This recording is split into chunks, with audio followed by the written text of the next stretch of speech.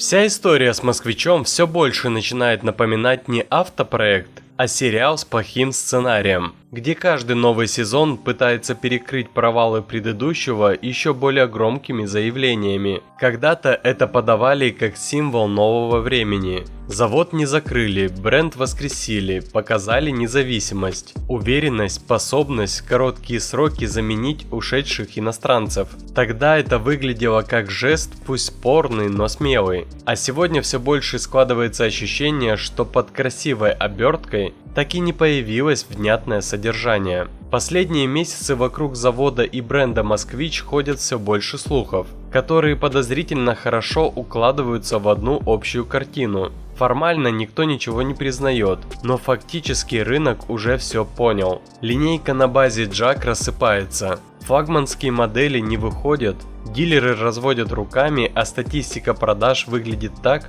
что ее даже неловко озвучивать в отчетах. Особенно показательно исчезновение Москвича 8. Машина вроде бы была, ее показывали, про нее рассказывали, она фигурировала в презентациях и госзакупках, но в реальной продаже ее как будто никогда и не существовало. Одобрение типа транспортного средства истек в декабре прошлого года. Когда дилеры говорят, что поставок больше не будет, а завод отвечает шаблонными фразами про планирование закупок, становится понятно, это не сбой, это конец конкретной истории. И очень похоже, что сотрудничество с ЖАК либо уже прекращено, либо доживает последние месяцы. Причины при этом лежат на поверхности.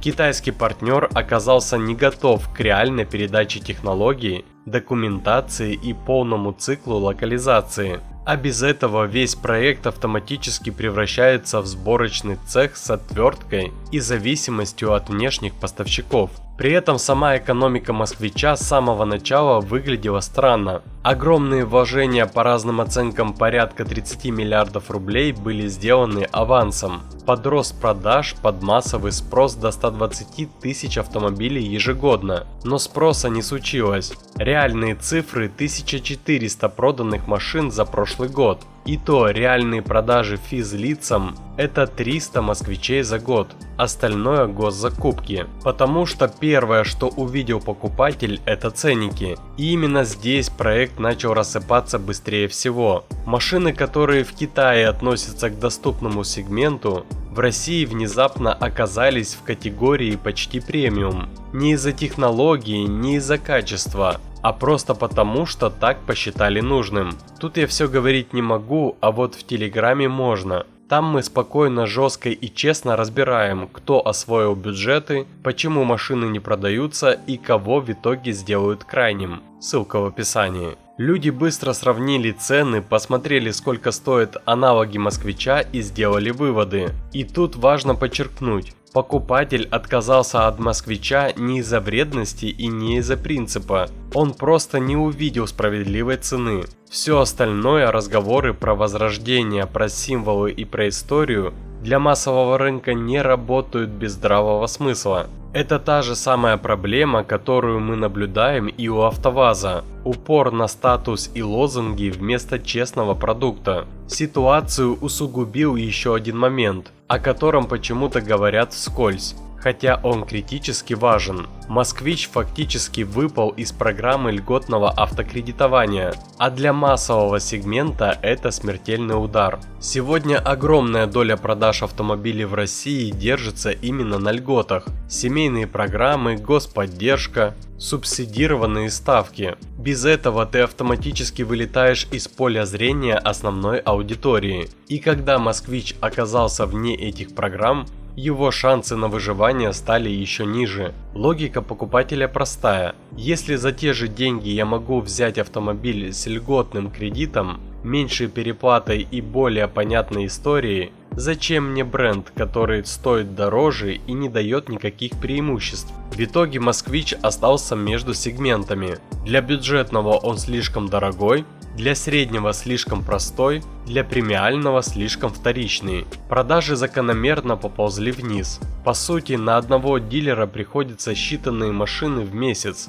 Электрические версии вообще исчезли из статистики, как будто их просто тихо убрали из повестки. Производство моделей вроде Москвича 6 выглядит рваным и нестабильным. И все это происходит при том, что дилерская сеть разрослась до десятков точек по стране. Магазины есть, витрины есть, персонал есть, а товара нет и клиентов нет.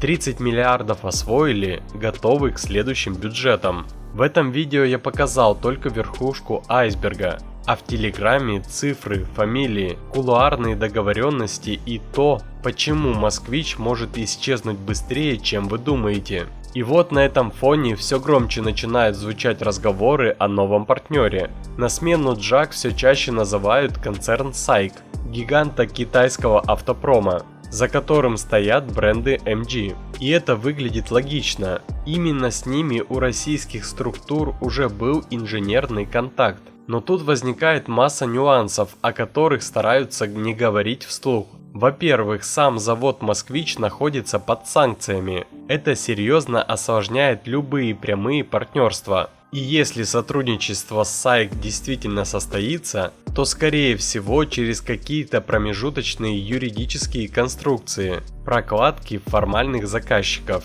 То есть фактически завод снова будет выполнять роль контрактной сборки без собственного лица. Уже сейчас такие схемы используются на других предприятиях, и ничего принципиально нового и хорошего тут нет. Во-вторых, даже если SAIC даст добро, вообще не факт, что машины будут выпускаться под брендом «Москвич». Все чаще звучит версия, что сам завод сохранят, а вот марку постепенно уберут с рынка. И это, кстати, не самая фантастическая идея. Внутри проекта изначально были люди, которые считали возвращение советского названия ошибкой, потому что бренд вызывает эмоции, ожидания и сравнения, которым текущий продукт не соответствует. В этом сценарии «Москвич» может превратиться просто в площадку для сборки, без собственной идентичности. Сегодня это Джак, завтра MG, послезавтра еще кто-то. Конвейер работает, отчеты пишутся, а марка растворяется в истории как неудавшийся эксперимент. И это, возможно, самый реалистичный вариант из всех. Давайте рассмотрим, какие именно модели SAIC теоретически могут встать на конвейер. Это может быть линейка MG, а может быть что-то более неожиданное. В теории возможны даже перелицованные продукты совместных предприятий SAIC и Volkswagen. И вот это уже выглядело бы как максимально ироничный финал. Завод, который запускали как символ независимости от западных брендов, начинает собирать переименованные Volkswagen. Но даже если не уходить в такие крайности, ключевой вопрос остается прежним – цена. Если новые модели снова выйдут на рынок с завышенным ценником, без льгот, без реального конкурентного преимущества, финал будет предсказуем. Покупатель второй раз на одни и те же грабли не наступает. Потому что если за новый Москвич М70 попросят те же 3 миллиона, а за большой М90 с полным приводом и автоматом выкатят ценник более 4 миллионов, все повторится точь-в-точь, только масштаб провала будет еще больше. В итоге все сводится к одному простому выводу. Проблема Москвича не в китайцах, не в санкциях и даже не в бренде. Проблема в управленческой философии, в желании освоить бюджет, сделать красивую витрину вместо устойчивого бизнеса. Пока это мышление не поменяется, никакая смена партнеров не спасет проект. Он так и останется дорогим памятником хорошему пиару и плохой экономике. А теперь вопрос вам. Как думаете, Москвич доживет до второй жизни? Или его уже проще тихо закрыть, извиниться и не мучить рынок? Пишите в комментариях. Если хотите знать, что на самом деле происходит с Москвичом, кто там с кем реально разорвал отношения, сколько машин продается живым людям, а не по госбумагам, и какой следующий китаец под советской маркой уже стоит в очереди, все это без цензуры и политкорректности я разбираю в Телеграме, ссылка в описании. Ну и шутка на прощание. Когда вы слышите, что какие-то политические деятели принимали неправильные решения и потому, дескать, стало хуже, то имейте в виду, кому-то от этих решений стало много лучше.